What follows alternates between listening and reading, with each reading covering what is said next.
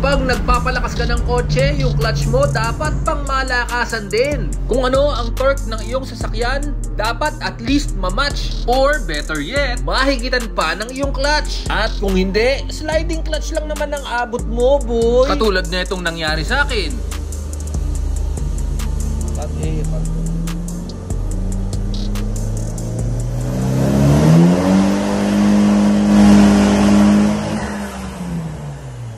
Para dumulas yung clutch ko dun ah. It's part of the game. Yan ang pinasok mo. Huwag kang iiyak. Just build stronger, better, and wiser next time. Kaya for today's video, tanong-tanong tayo sa mga malulupit na Evo dito sa Evo Club kung ano gamit ng mga malalakas.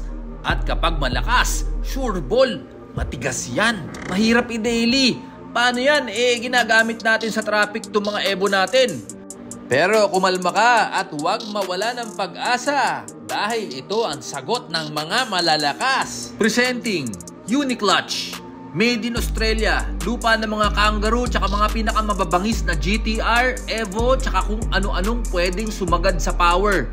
Twin plate clutch to, kumbaga dalawa clutch kaya doble kapit, pero hindi doble ang tigas dahil hindi dinaan sa pressure plate ang clamping force. Etong nasa harap natin, rated 1,300 Newton meters. Nako, parang 3 GTR na yata yun.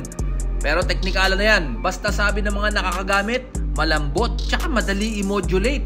Try nga natin. Score tayo dito sa Modi Parts Banawe kay Papa Mark.